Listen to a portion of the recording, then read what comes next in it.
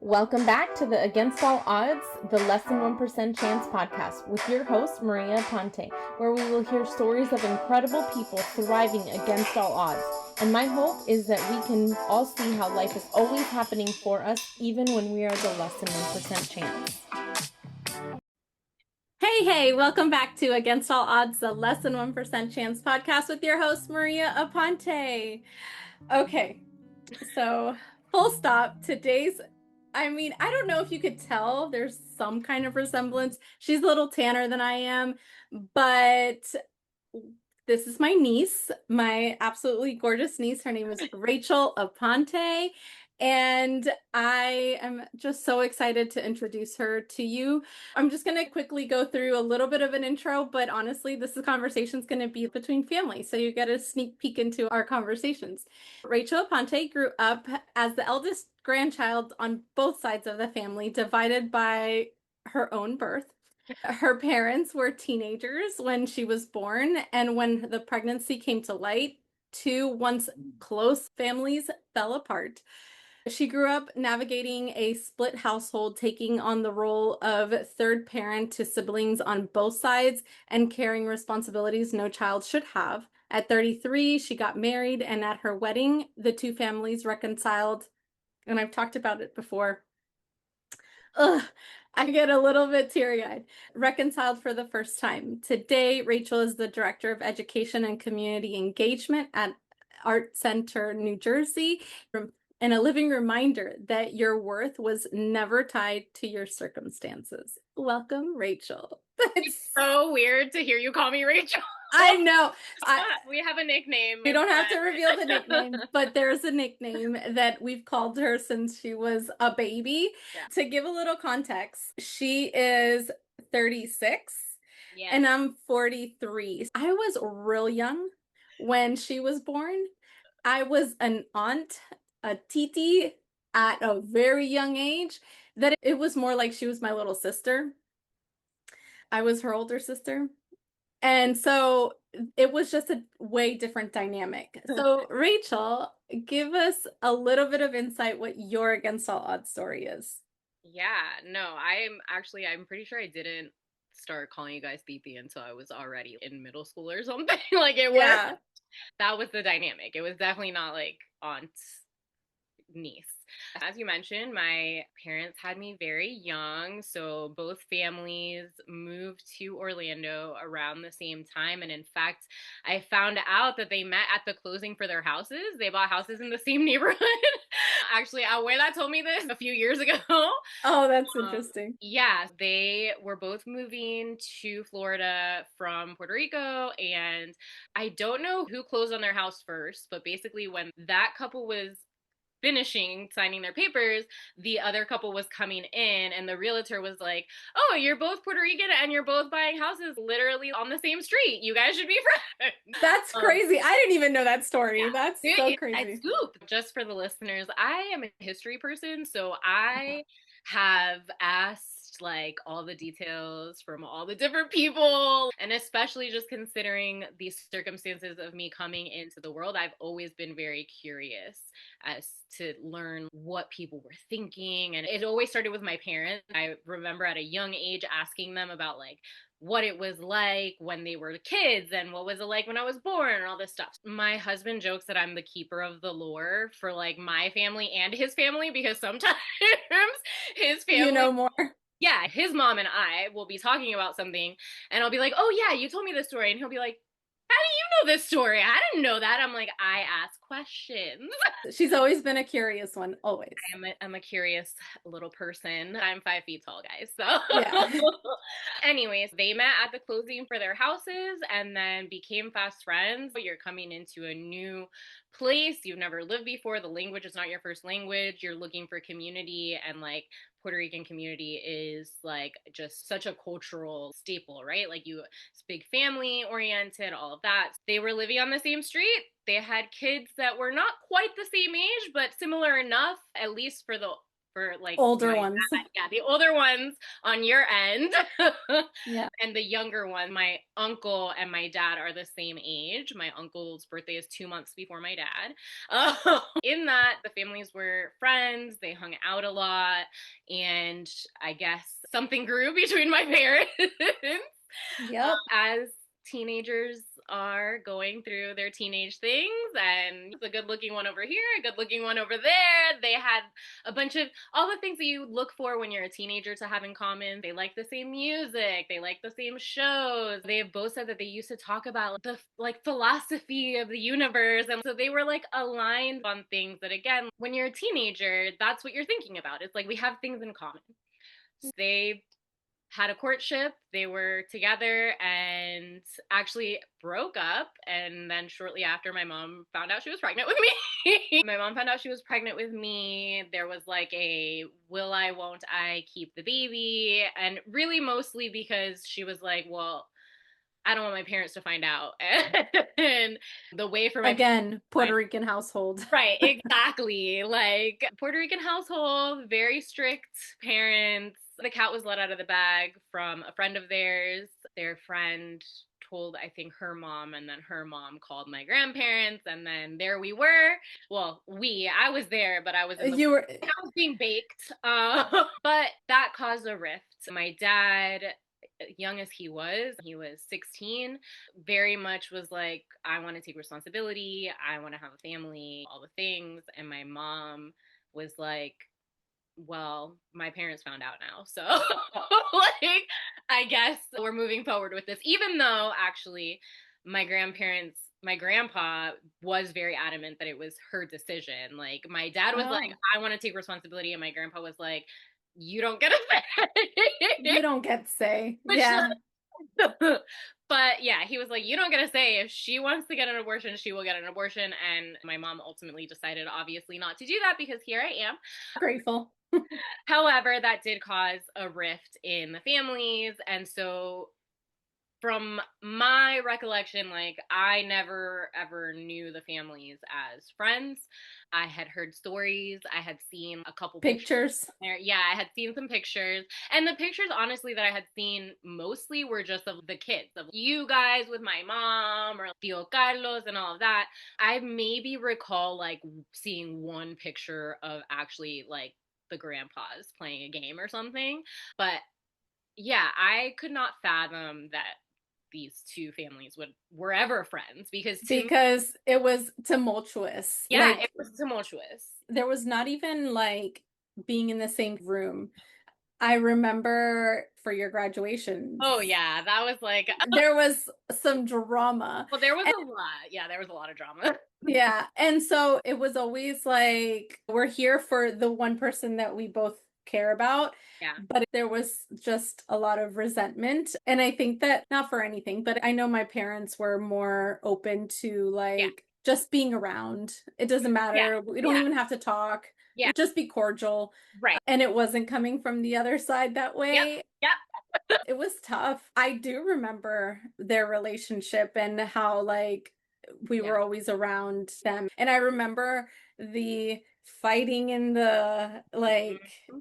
The between drama. like the drama. Like Tension. Like yeah. I remember seeing that as a 6-year-old, Yeah. like Yeah. watching this happen. It was And crazy. not to get into crazy detail, but there was a physical altercation at one point. Like it got messy. It got real Yeah, it messy. got messy. To me, as you said, there was always tension, and I tend to agree. It came more from the other side of my family, which I don't like tension. And I was It, thinking about this. I was really thinking about this and talking about it yesterday in therapy. I was saying how I have a real big aversion to conflict, and it's something that I've really had to work on.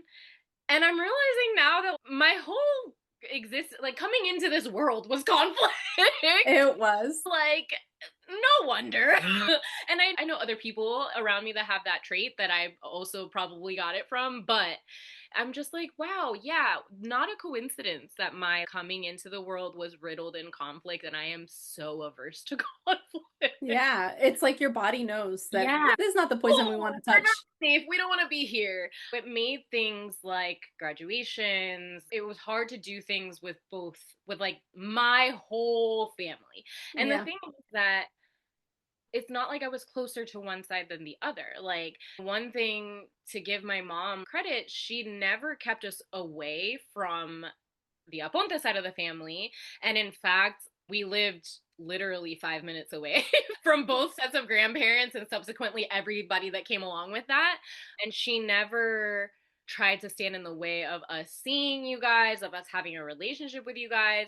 That she was like vocal sometimes as I got older about not being thrilled that I had such close relationships with people on my Aponte side of the family, but she also never actively stopped it. Yeah. And that I'm really I grateful have to for. credit her for that. Yeah, I'm very That, grateful for, and especially knowing, having gotten to know my mom better now as an adult, a couple of choices that she made as we were growing up that I really am both surprised and really grateful that she made, that she chose that course of action, because it fundamentally has shaped the way that I have been able to have relationships with both sides of my family. It's so important to me. yeah. Like, I really am able to see, like, oh, I really got these positive, like, it was great that I was able to be around the Aponte side of the family that is much more affectionate and, I don't know, just like happy and sunshine. Yeah. Like, there's an energy there that is just different from my mom's side of the family. But my mom's side of the family is so driven and like all these things. And I know that also was a good balance, I felt like, Yeah. even I though agree. very hard to not be able to like to have to go back and forth. Yeah.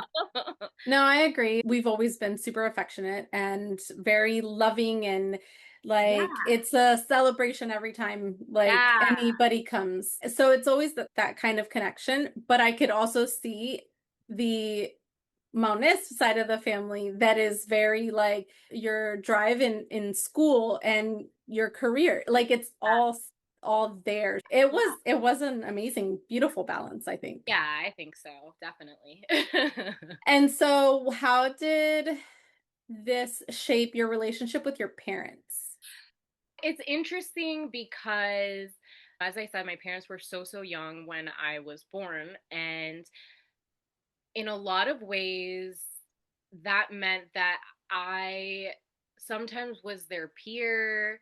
Like, I oftentimes will joke that, like, I'm closer to you guys, like my aunts and uncles, than I am to your kids who are my cousins. And I Yep. feel like more in line with you guys than with like what would be like my generation, whatever. We are different generations because your kids are so much younger than I am, but Yeah. but you know what I mean? Like, we were growing up together, I guess. Yeah. And in some ways that was really great. I remember as a kid, when you, especially when you start getting into those like middle school, like preteen and teen years where you're like, what your friends think matters so much. And you come home with like we've decided we're all going to dress the same tomorrow and we need to go right now to go get an outfit. And you hear that and you're like, it's 7 o'clock on a Tuesday. Like, where are we go? Target's gonna close. Like, where are we Yeah. going? And because I have a young mom who understood, first of all, whose parents would not, they'd be like, too bad, so sad. And it wasn't that long ago that she was in that age bracket. So she understood, yeah, it was annoying, but she's like, all right, let's go to Target, see if we can find you an outfit. Things like that I really loved.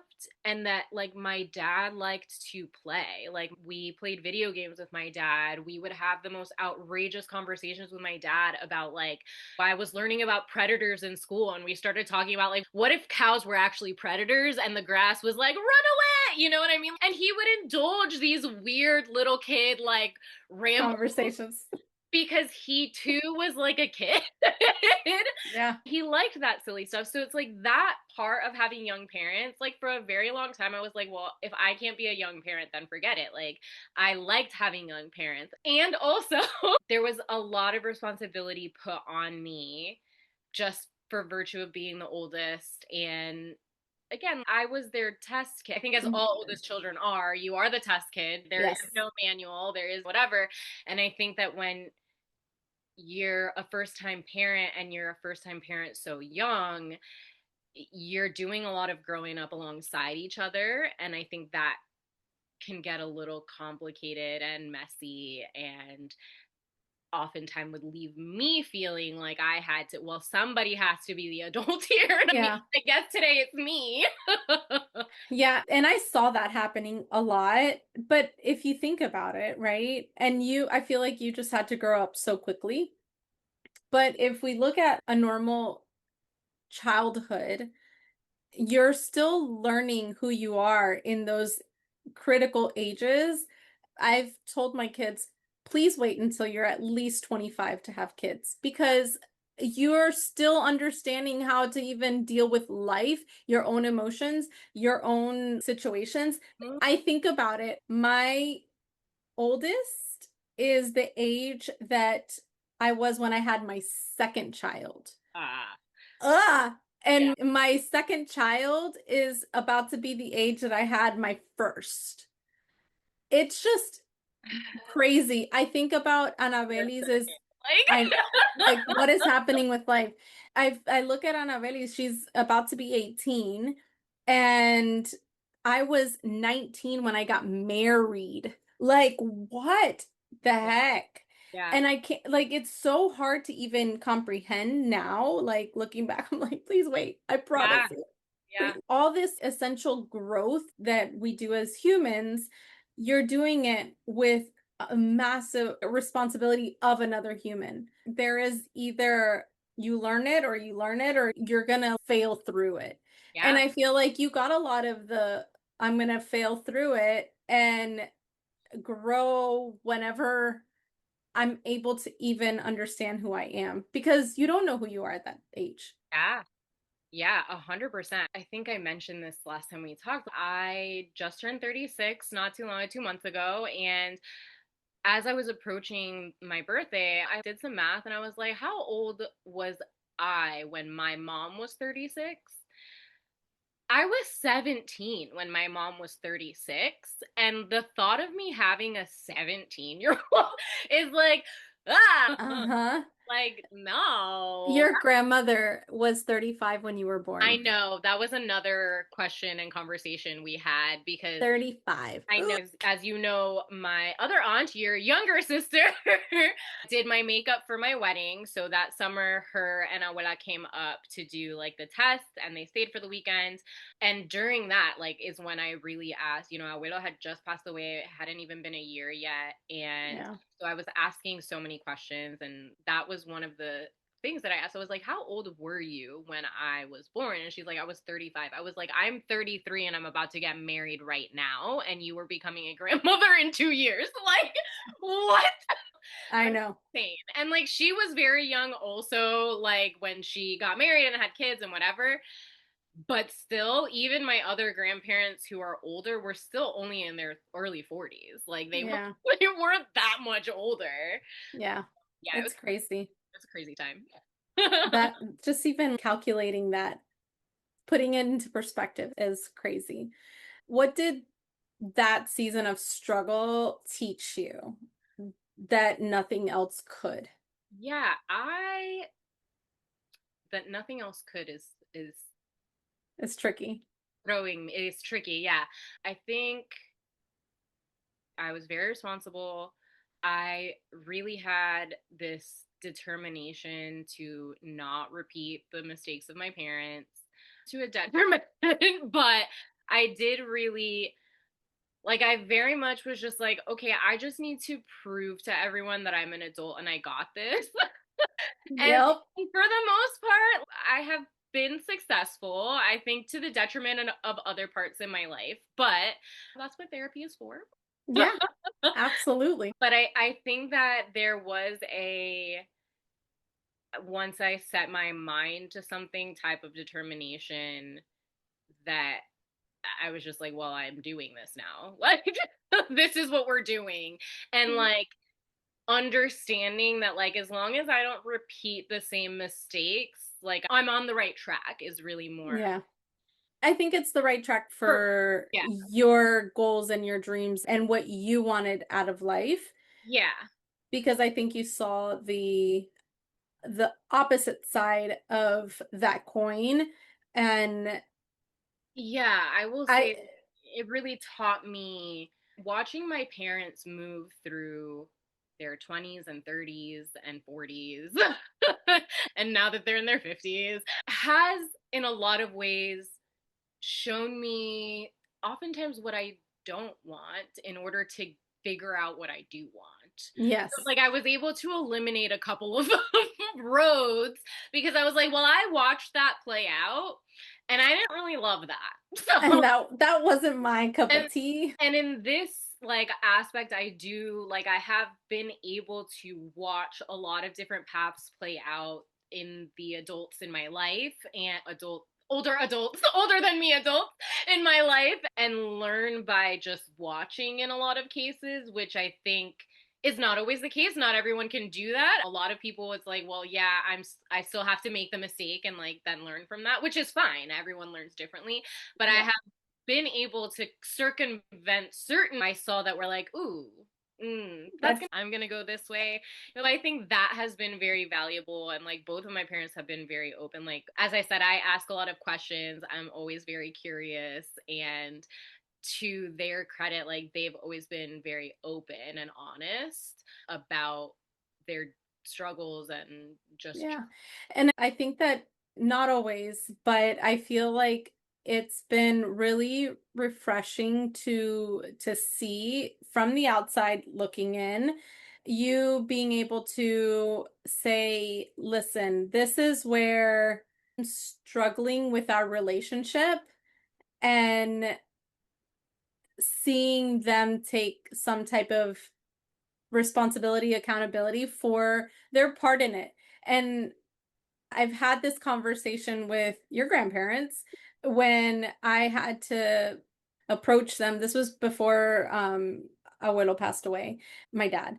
I had a conversation with them about how I understand that there is no manual to having children and going through situations, but I needed them to know that in the moment that I told them that I had been raped, their reaction was not what I needed in that moment as yeah, their child. I needed that love and support, and I didn't feel like I got that. And I was like, I don't know what I would do. There is no manual. I understand that, especially having my own kids. I understand that every situation is so different for every single one of them, but it was really healing to be able to have that conversation. And the least person that I thought would give me that first hug, which was my mom, was like, I guess it's time for that hug now. And I was like, oh. I love how we're not. Yeah, But that's not the mom that I grew up with, yeah, of course. because she was trying to figure out life with her 4 kids and grandchildren. Yeah, And putting it into perspective, I didn't realize all of that and the pressures of all of that. But I know that as my 19-year-old self, and the 3 years that I had kept that a secret, I know that I needed to feel like I had their support, and I didn't get that at the yeah, beginning. yeah. And it was then like, we don't talk about Bruno. Oh my God, stop. As you started saying that, that's what was going through That was not something that was talked about. That was like a poison that wasn't touched. And I understand because I was very open about it afterwards. And I remember this one time I don't remember who I was telling, but it was in Dona Abuela's like kitchen, my like their old kitchen, pre-renovation. Yeah. No, I got. pre-renovation kitchen. Yeah. I'm picturing it. I remember I was talking to someone and telling them my story because at that point I was very vocal about it because I felt like if I could talk about it, then I could not only heal myself but heal others. Yeah, help. And so Papi ended up leaving the kitchen table with tears in his eyes. And again, I understood that there was a Bruno conversation happening that we don't talk about, but I felt like I needed to not to hurt him, but to show him that I'm here no matter what, I've made it through. And I think that it's the fear as a parent that I didn't do my job. Yeah. Yeah. and I didn't protect them, and I wasn't there and it's guilt and shame of yourself, not of necessarily what happened. And I understand that now as an adult and as a parent, and I deal with my own things with my kids that I feel guilt and shame about. And I'm like, damn it, I should have known better. But at the same time, again, there's no manual.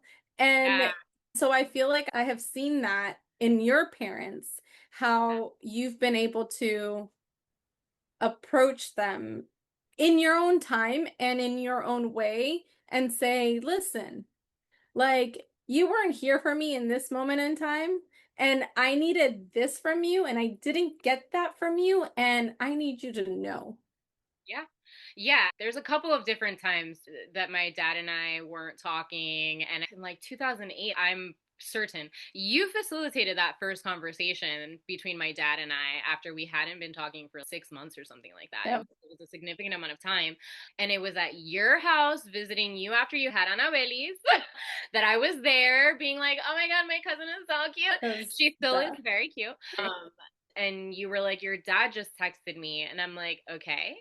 And you're like, he wants to come over. Would that be okay? And I was like, okay, yeah, like, okay. And so he came over, and that was like a first conversation, a first step towards a conversation that needed to be had. And then later, if that was in 2008, I was 18. And then later, we had started to repair our relationship. But there was still a lot of work. My dad was going through a second divorce and not handling that very well. nope. Choices were made, Choices were made. He was, and not great ones. yeah, listen, mistakes were made. Mistakes were made. So that led to a different conversation that had to be had, a fuller, more in depth conversation that had to be had that ended up happening over like a weekend when I had come up to, I live in New Jersey now, by the way. I had come up to New Jersey to visit grad schools because I was applying to grad school. And I did that, and my dad was living in Pennsylvania at the time, and so I had let him know, like, hey, I'm gonna be in New Jersey. I'm doing school stuff these days, but I'll be free like these days. And he's like, oh, can I come pick you up? And I was like, sure. And he's like, okay, well, it'll just be me and you because his wife was going to be visiting family or something. So I was like, oh, great. Like, cool. We'll have one-on-one time. And like I have always been a daddy's girl. So I was like, great. I get all the attention. Yep, that sounds about right. Yeah. I was like, wonderful. I get your undivided attention, just me. And I was really nervous, and I know he was really nervous. And like, I took that, which is crazy because my dad and I get along so well. Like, our personalities get along very well, and they always have, which I think is why, like, when there was drama going on, it felt extra hurtful because I was like, I like you and you like me. Why? Why is this not happening Yeah, right now? yeah. So it's like we were both really nervous. And it just like throughout that whole weekend, I feel like we were just in a nonstop conversation. And it would go to like we would go from like cracking up to like we're crying to like we're whatever. And I was very open and honest. And I literally just laid out everything that I was like, I pulled out receipts. I was like, receipts before like receipts were a thing. Like, I was like, remember that one time that you said this and da da da, and like it was years and years and years of things that had happened. I was honest, and I like said everything that I was ever scared to say to him because aforementioned scared of conflict, don't like disappointing people that I care about, and like a daddy's girl, so just put that all in a cauldron and this is what pops out.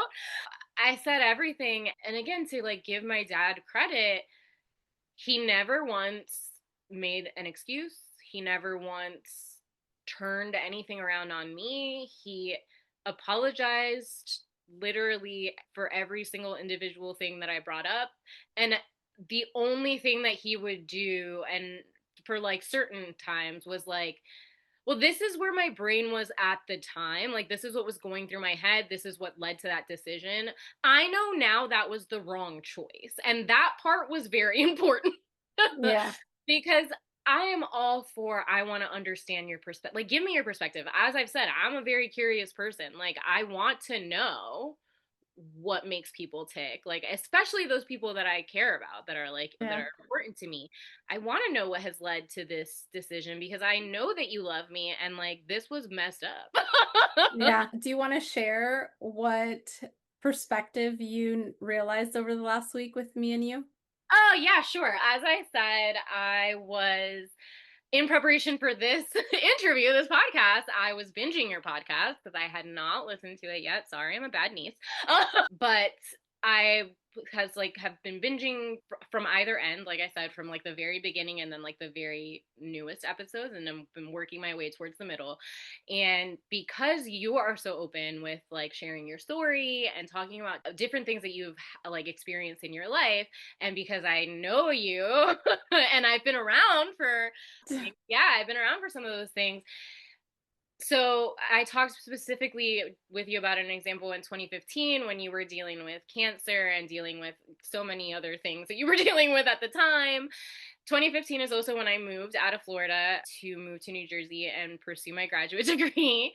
And up until that point, like you and Titi Adriana were just like always a staple in my life. As I said, I'm very close to both sides of my family, but you guys were the closest in age to me. And because I am the oldest of like the grandkids and everything, I didn't have older siblings. That was you guys. Yeah. So you were always like a staple. And like when I say, like, I was really thinking about this when I was driving home today as well, that like one of the things that I miss most about living in Florida is not being in Florida. It's being able to like be like, it's a random Thursday. I'm bored. Let me like call Titi and see what she's doing, and maybe I'll like go hang out or like whatever. Because I thought I would just like be at your house literally doing All nothing, the just time. hanging Yeah. out. That's fair. Just being like, hey, what's up? Like, I loved it too. yeah, you guys were always like a staple. And I moved, and on my part, I was depressed for like the first year that I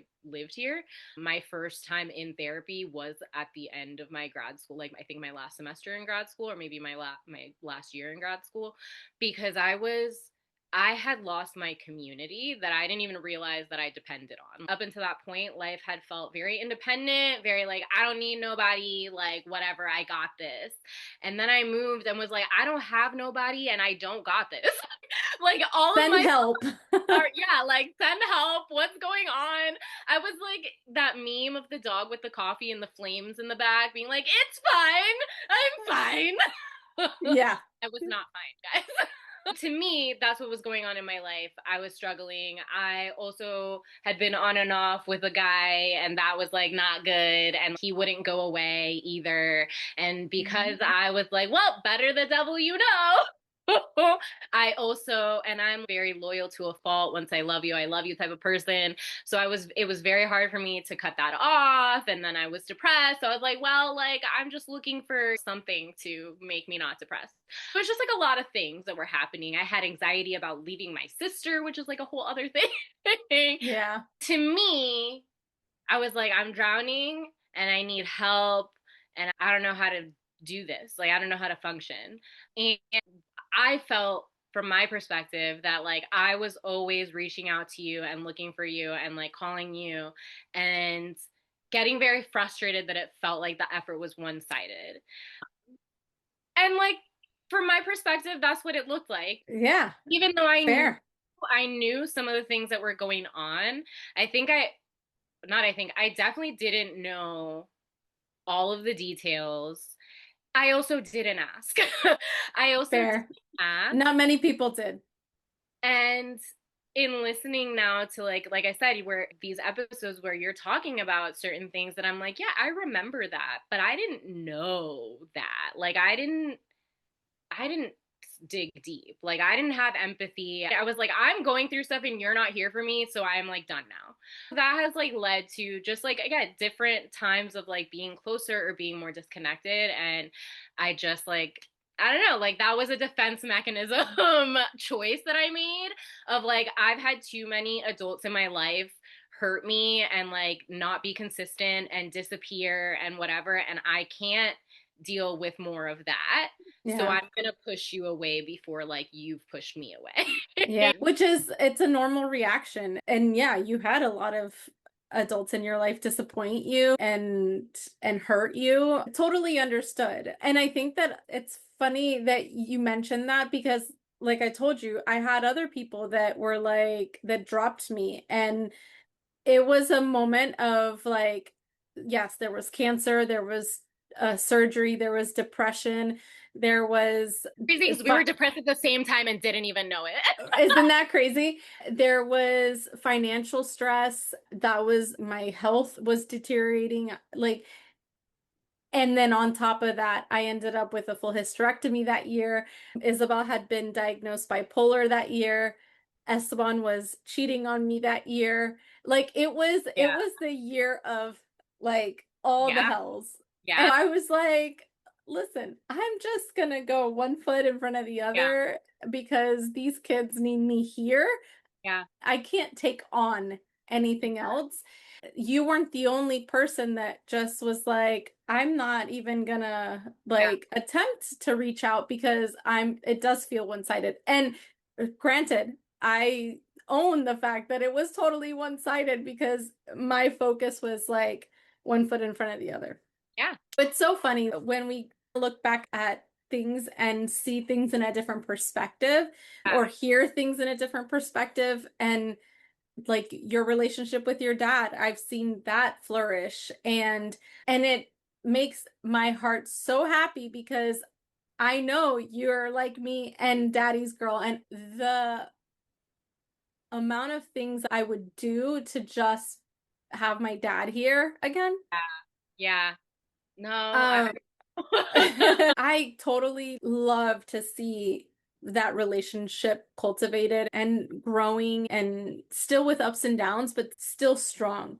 Because if I would do whatever for that to still be the case in my life, like I'm so proud of my brother for owning where he needed to own yeah. and giving you the space because ego is huge. Oh yeah, And when we get into that defense mechanism, ego plays such a huge part yeah, of like defending our perspective rather than understanding somebody else's and having that empathy, but yeah, also being like, well, at that time, this is what my thought process was. yeah. That was huge. Like, I'm so proud of him for that. Yeah, that was honestly like a key component because again, like you only have your perspective. Like you're a human being walking through the world and I'm seeing things happen through my own eyes. But I not to pat myself on the back a little. I am the type of person that when you are open and you do express your point of view, I do try to see that and put myself in your shoes and think about it from your perspective. And I think my dad really gave me the gift of seeing that and for me to understand because I think Yeah. also when you're a kid like it's very black and white. You're like your parents are supposed to love you unconditionally and protect you and you should be the priority. And like we were told, my brother and I were told on more than one occasion that we were not the priority. So Yeah. there was some damaging things and to be told and shown because there was definitely Yeah. like a period of time where it was very clear that we were not the priority and that sucked and like I said there were things that resulted from that weren't great, but him giving me that his perspective did allow me to again sit back and reflect and be like, okay, like he admitted I was messed up, so I can let go of that part. And Yeah. now I don't have to wonder if he knows that he like made a mistake. If he no, he regrets his actions. Great. Now I can actually just sit back objectively and look at the situation from like a bird's eye view now and say, wow, yeah, that must have been really hard at like 26 to be to be going through like a divorce and whatever. And then both of my parents remarried very quickly. So like they jumped into other families Real quick. almost immediately. Real quick. Yeah. That we as family were like, Yeah. what is happening? Yeah. Why is this even a thing? Yeah, but it's crazy because like as a kid, I was taking everything in stride. Like Yeah. I remember the only time that I remember heavy conflict and like crying and feeling sad about my parents getting divorced was the very dramatic day in which they told us that they were getting divorced. So remember we were going to the movies. I don't remember what Mhm. movie we were going to see. I don't remember anything else, but we were in the car going to the Yep. like getting ready to go to the movies and like it got dramatic. Anyway, it was a dramatic day, but then after that, I don't remember seeing my parents fight. I do give my mom credit with like, she never talked shit about my dad. She talked shit about Yeah. other people, but she never talked shit about my dad. And in fact, when like all of the real craziness was popping off, she was like, listen, I get it. This is hurtful, and cry and scream and do what you need to do. Remember that he's your dad. I've known him since he's 15 years old. Like, he's a good person. I know his essence, and he is a good person and he loves you. He's making mistakes right now. Yeah. Eventually, he's going to realize his mistakes and he's going to come back. And I want you to keep your heart open. And I was like, at a time, there were points in times that I was like, I told my brother, She clocked that yeah, right yeah. there. Oh, yeah, no, it was crazy. Like, that, again, like, that is one of the decisions that I'm like, I am shocked that's the choice that you made in the best way. I am shooketh myself, okay? Like, Because I know, like, I had a great relationship with your mom, but right. I know that wasn't the case with everybody Yeah. else. Yeah. And I know her character Yeah. and Her temperament. temperament. Yes. Yes. So that is very shocking because on the opposite side, we saw a whole like The mama bear. You saw the the mama mama bear. bear. Yeah, yeah. Yes. The Yeah. mama bear, and I say that like the one vacation that we went on with abuelo and abuela to Puerto Rico and Titi Adriana, everyone was shocked that our mom let us go. I was 15. Like I was a Yeah. teenager already, and my brother's 4 years younger than I am. So he was 11, 12, whatever. Yeah. Something like that. 11. Everyone was shocked. They're like, Yeah. Lydia let us have her kids without her. And like Yeah. it's It was shocking. my mom would always like she if she needed to, she would drop us off at our but it's the fact that she let us go on vacation. Everyone was like, oh my Mhm. God. And so yeah, so just like she was a mama bear, it was very much like, don't mess with my kids. No one else gets to stay with my kids. No one like, yeah. Lots of like, Yeah. these are my kids, go away. That part I have to say, coming from being a single mom, I like hands down credit her big time because that is the whoa, whoa. Yeah, yeah, You mess with my babies yeah. and you will see a side of me that you will not enjoy. Yeah, And so I credit a lot to that because yeah, it's but the fact, and it was to a point that like I remember telling my brother at certain points, like, well, when I get married, you're gonna have to walk me down the aisle because he's not invited. Like, he's not whatever. And fast forward to my wedding, that was not the case. My dad walked me down the aisle. I did my first look with my dad, not my husband, mainly because I was like, he's not gonna give me the reaction that I want, but you know who will? My dad. And he did. He cried. yes, it was very emotional. Yeah, yeah. It was at that, but it was at that point that I was like, I don't want anything to do with him. He doesn't deserve a relationship with me. Like, he doesn't deserve to walk me down the aisle. He doesn't deserve any of this. To then turn around, that was probably when I was a teenager, so 17, 18, 19, whatever.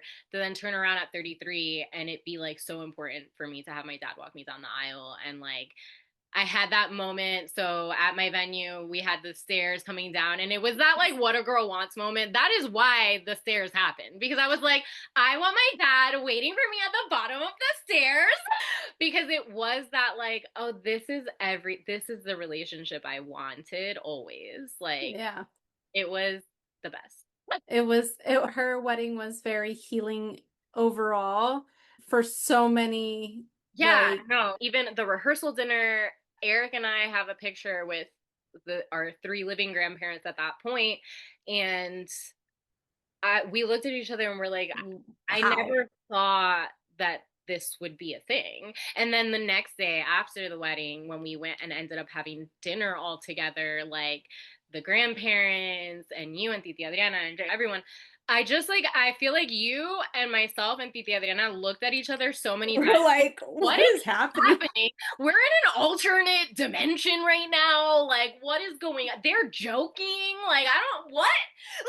Like, so that to me, I think is that like full circle of like my coming into this world was riddled with conflict, and somehow my wedding and celebration healed that in some way. And like, I know that you've talked about also feeling like abuelos passing had a hand in that. And I would agree. You have talked about it in a more spiritual way. I do think that abuelos passing, especially for my grandpa, like just really made him confront his own mortality. Yeah. And like they did go to the celebration of life. If you remember, I wasn't going to speak and then I ended up speaking. And then immediately, as soon as I got off the podium, burst into tears and like ran to my grandma's arms. Like she was there waiting for me. And I just like cried into her. And she's like, your grandfather's sad. Like, we need to go to be there for Eric and Rachel.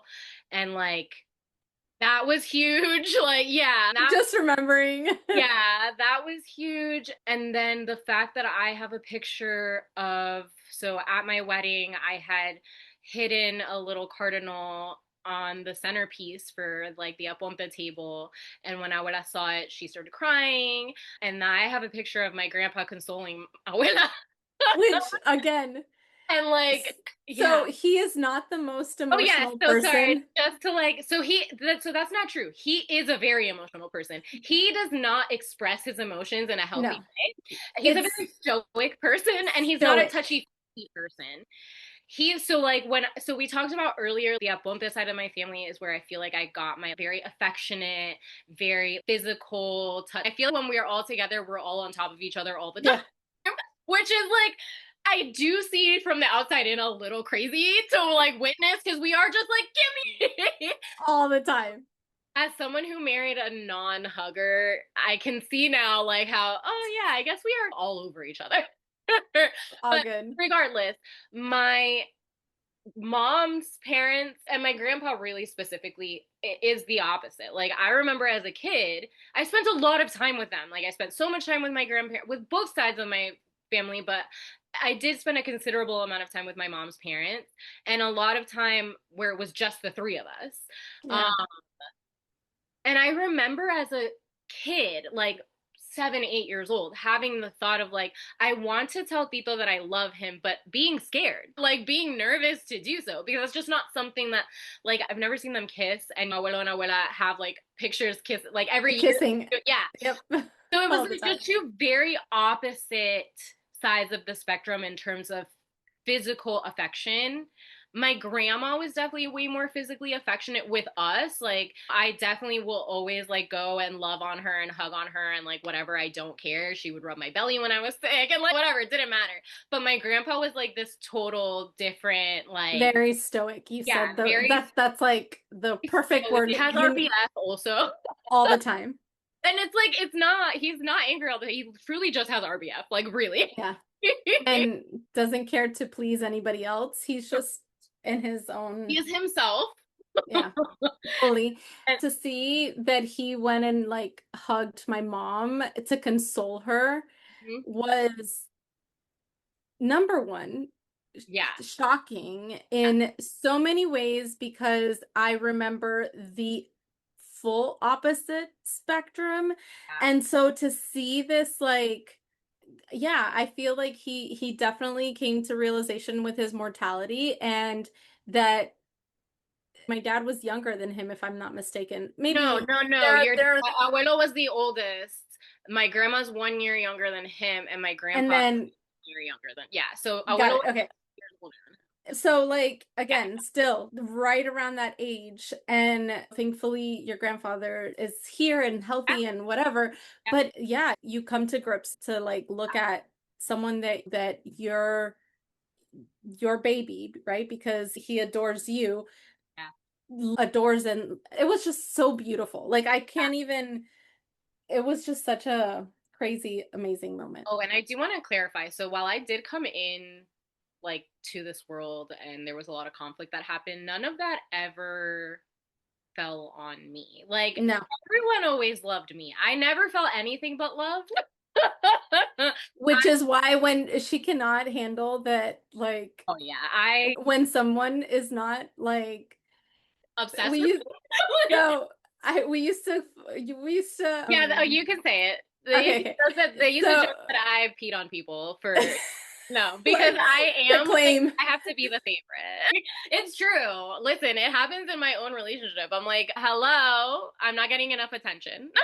And I think it is because you got so much love and attention from all of us. Like you were our baby. I was everyone's baby, and I will say that just like people have confirmed that as I've gotten older. Like my uncle, when I got married, posted like, "Oh my God, the baby of the family. Everyone's baby got married today." He said, she made my parents, grandparents, me, and uncle, either of my sisters a mom because my other aunt is also like a second mom to me. So like where you guys were more like my older sisters, my other aunt was like another mom. Like when I Yeah. needed, it was a balance of moms.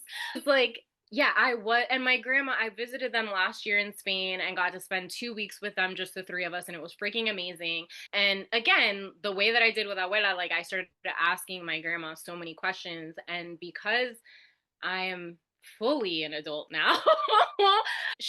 We were having dialogue. She was answering them as me being an adult, which is like maybe things that she wouldn't have talked about before or whatever.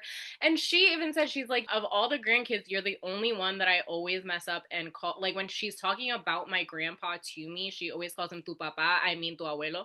Like your Yeah. dad, I mean your grandpa, because she's like, you're the only one, and it's just because you just feel like you also were out, Were like ours. it's Yeah. everyone's child. Which like at the time, it's interesting because at different times in my life, I have felt like I belong to no one, and at other times, I have felt like I belong to everyone. There have been times that I'm like, oh, well, my parents don't have me. Everyone else has their own stuff going on. Like, who is looking out for me? And then at other times, it's like, oh my God, everybody loves me so much. And that my wedding was one of those. Like, my wedding was Yes. one of those, like, look at everyone's being so nice. And it's all for me. It was honestly one of the most like beautiful moments. I have to say, like, it was very healing all around, very healing. You came into this world as a gift to all of us, and I think that was like the bow on top that like it it was total full circle. Yeah, So, yeah. it was really nice. I have to agree. What is one belief you had to completely unlearn to move forward? I think I'm still unlearning a lot of things. Restarted. I told you I started therapy for the first time when I was in grad school, but that was through school, so it was limited. And once I graduated, that resource went away.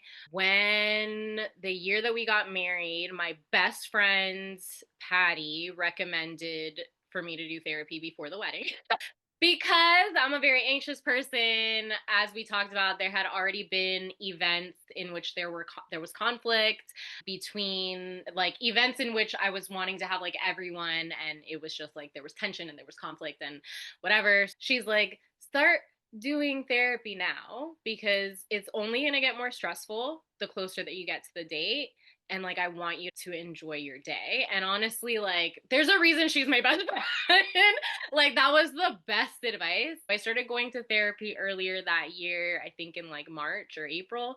I will say that like other people have told me how zen I was on my wedding day, which is like zen is not a word I would use to describe myself. Not in a normal basis, No, no. no. That was like an accomplishment. Therapy worked, but I've continued since then. So it's been 3 years now that I've been in therapy. So I've been in therapy unlearning lots of things. One of the things that I think I am still trying to let go of, I'm very aware that I need to let go of and I'm working towards, is the fact that my accomplishments aren't what makes me worthy of love. I think that being born to teen parents they definitely struggled. My dad worked at Taco Bell when I was first born, and there were times that they only ate because he brought home leftovers, and every penny that they were saving was going towards rent and feeding and clothing me. And being, again, like, just being the first grandkid, I felt a lot of pressure to make the sacrifices worth it.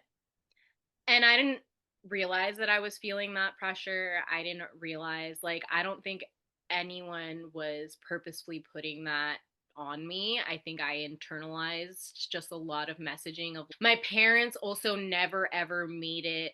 My mom always called me a gift, a surprise. She did not like when I would say, like, oh, I was an accident or I was an oops. She's like, no, you were a present. You were a surprise, whatever. And my dad, same. They never ever made me feel like they regretted having me in any way, but I did definitely feel pressure to, like, okay, I have to be good. I have to be good and I have to do everything the right way so that my parents feel proud that, like, they, despite the fact that they were teen parents, like, it was all worth it. I'm getting teary just saying it because it is still something that I'm working through, that it's like I feel this, like, I have to accomplish goals or I have no worth. Like, what am I bringing to the table? What am I, and in fact, even in my own relationship, like, I have married a very highly competent person, a very highly competent person in, like, lots of different life areas.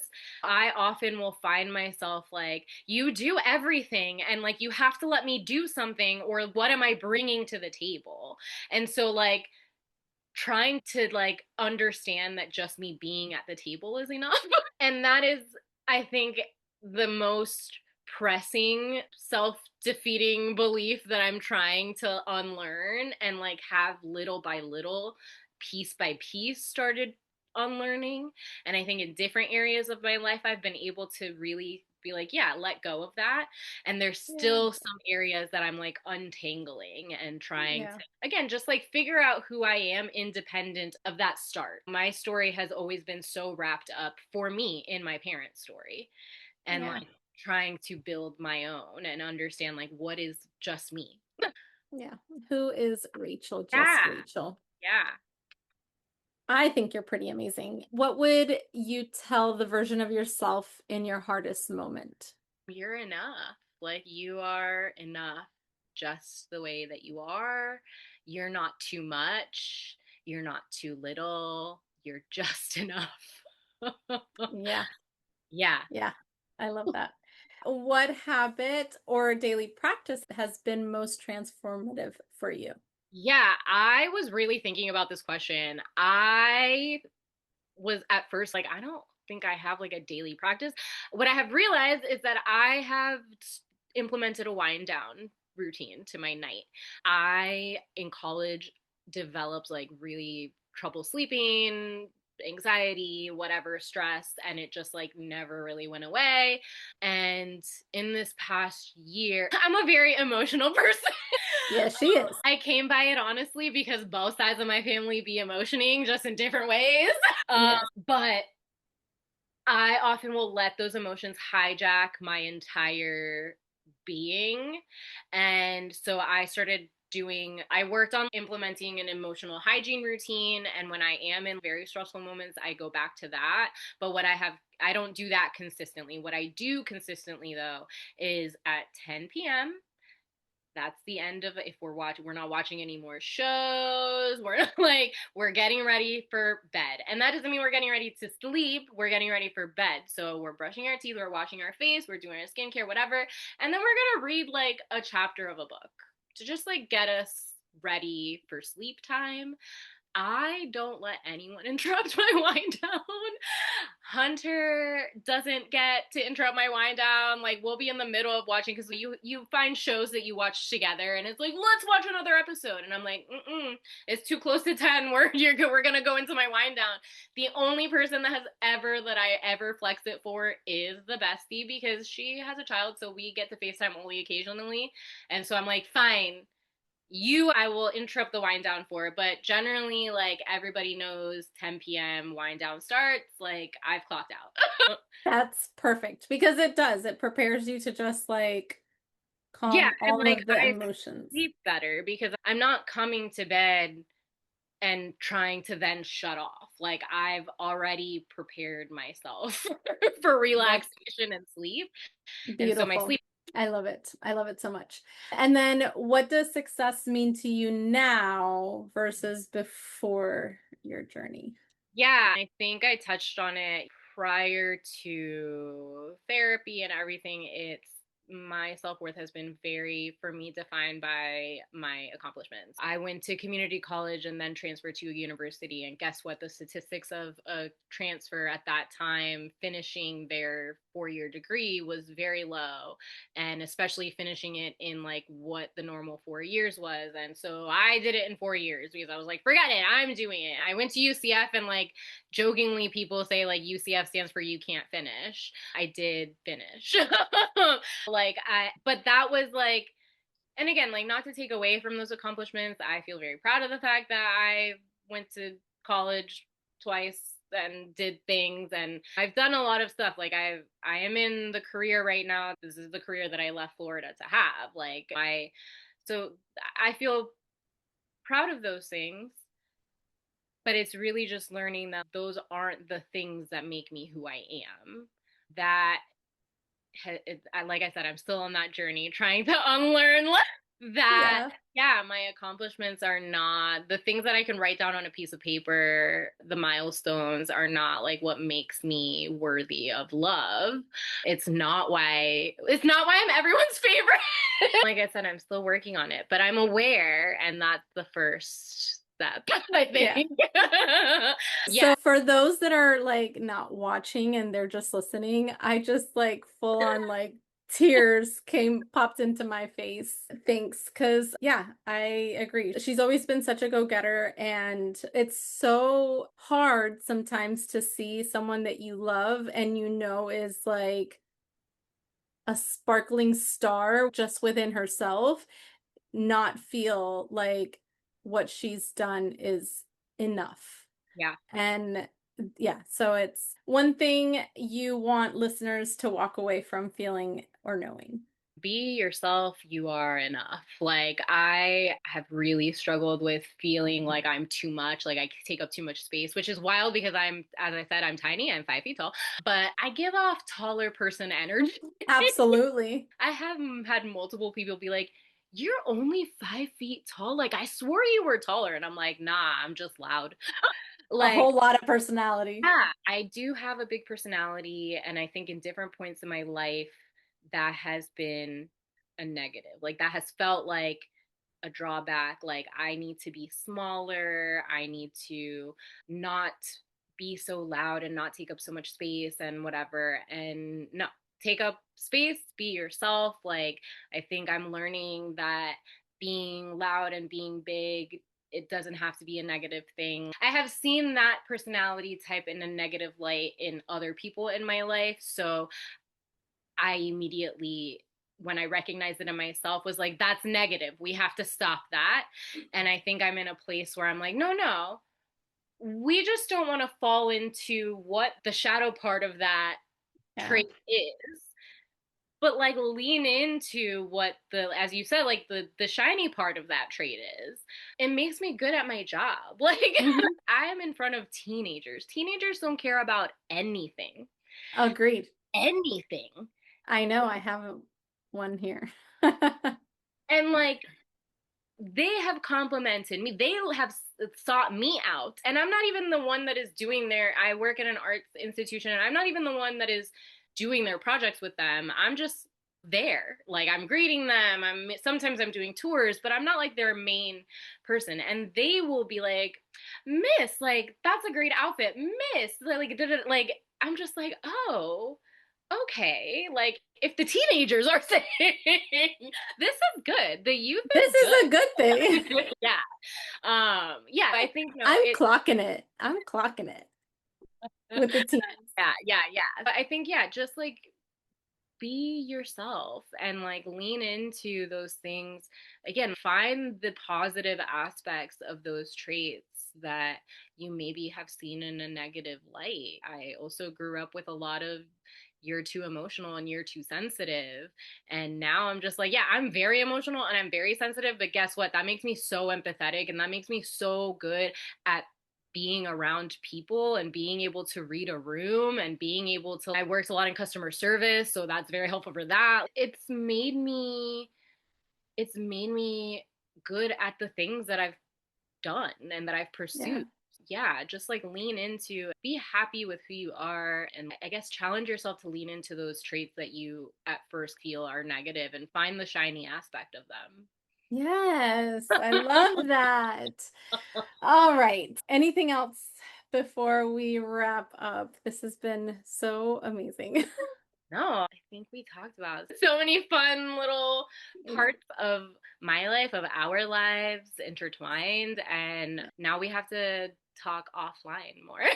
That's Yes, it. that is And the takeaway. if you're in New Jersey, come visit the Visual Arts Center. We are awesome. We have great exhibitions. We do a lot of community outreach, which is my department.